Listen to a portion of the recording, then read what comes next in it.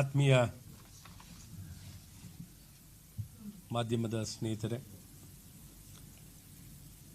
ಇವತ್ತು ನನ್ನೊಂದಿಗೆ ಈ ಪತ್ರಿಕಾಗೋಷ್ಠಿಯಲ್ಲಿ ಸನ್ಮಾನ್ಯ ಪ್ರಶಾಂತ್ ರವರು ಇದ್ದಾರೆ. ಆರ್ಥಿಕ ಪ್ರಕೋಷ್ಠದವರು, ಚಾರ್ಟರ್ಡ್ ಅಕೌಂಟೆಂಟ್ ಕೂಡ ವೃತ್ತಿಯಲ್ಲಿ. ಏನೊಂದು ಐತಿಹಾಸಿಕ ನಿರ್ಧಾರವನ್ನು ನಮ್ಮ GST ಕೌನ್ಸಿಲ್ನಲ್ಲಿ ಒಂದು ಕ್ರಾಂತಿಕಾರಿಯಾದಂಥ ಸುಧಾರಣೆಯನ್ನು ತಂದಿದ್ದಾರೆ. ಹಾಗಾಗಿ ನಾವು ಕರ್ನಾಟಕ ರಾಜ್ಯದ ಜನತೆ ಮತ್ತು ಕರ್ನಾಟಕ ರಾಜ್ಯ ಭಾರತೀಯ ಜನತಾ ಪಾರ್ಟಿ ಇದನ್ನು ಹೃದಯಪೂರ್ವಕವಾಗಿ ಸ್ವಾಗತವನ್ನು ಬಯಸ್ತೀವಿ ಮತ್ತು ಶುಭಾಶಯಗಳನ್ನು ಕೋರ್ತೀವಿ. GST 2.0 ದೇಶದಲ್ಲಿ ಒಂದು ದೇಶ ಒಂದು ಮಾರುಕಟ್ಟೆ, ಒನ್ ನೇಷನ್ ಒನ್ ಮಾರ್ಕೆಟ್. ಹಾಗಾಗಿ ಈ ಮಾರುಕಟ್ಟೆ ಬಹಳ ವಿಸ್ತೀರ್ಣ, ಬಹಳ ದೊಡ್ಡದಾಗಿರಬೇಕು. ನಮ್ಮ ಜನಸಂಖ್ಯೆನೂ ಅತಿ ಹೆಚ್ಚಾಗಿದೆ. ಹಾಗೆ ಮಾರುಕಟ್ಟೆಯಲ್ಲಿ ನಿರ್ಬಂಧನೆಗಳು, ಗಡಿಯ ರಾಜ್ಯದಿಂದ ರಾಜ್ಯಕ್ಕೆ ಸಾಕಷ್ಟು ವಹಿವಾಟು ವ್ಯಾಪಾರ ಮಾಡಲಿಕ್ಕೆ ಸಾಕಷ್ಟು ಅಡಚಣೆಗಳಿದ್ದು.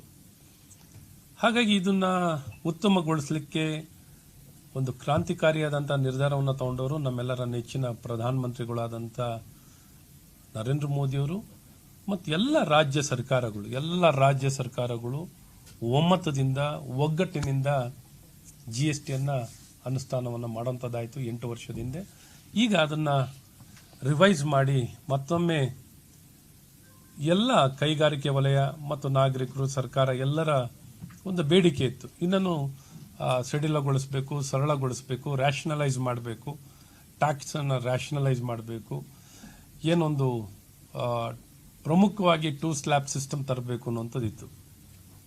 ಹಾಗಾಗಿ ಈಗ 5% and 18%, ಏನೊಂದು 12 and 28 ಏನಿತ್ತು ಅದನ್ನ ಸಂಪೂರ್ಣವಾಗಿ ತೆಗೆದುಹಾಕುವಂಥದ್ದಾಗಿದೆ. 12% ಮತ್ತು 28% ಸ್ಲ್ಯಾಬನ್ನು ಸಂಪೂರ್ಣವಾಗಿ ತೆಗೆದುಹಾಕುವಂಥದ್ದಾಗಿದೆ. ಈಗ ಕೇವಲ 5% ಮತ್ತು 18%. ತುಂಬ ವಸ್ತುಗಳು 0% ಅಲ್ಲೇ ಇರುವಂಥದ್ದಿದೆ.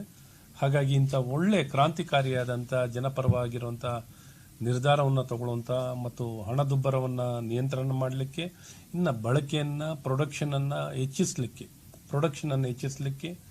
ಬಳಕೆಯನ್ನು, ಕನ್ಸ್ಯೂಮರಿಸಮ್ನ ಹೆಚ್ಚಿಸಲಿಕ್ಕೂ ಎಲ್ಲ ರೀತಿಯಾದಂಥ ಸವಾಲು. ನಮ್ಮ ಮಾರುಕಟ್ಟೆ ವಿಸ್ತರಣೆನೂ ಆಗಬೇಕು. ಎಲ್ಲ ವಿಚಾರಗಳನ್ನು ಗಮನದಲ್ಲಿಟ್ಕೊಂಡು ಮಾಡಿರುವಂಥದ್ದು.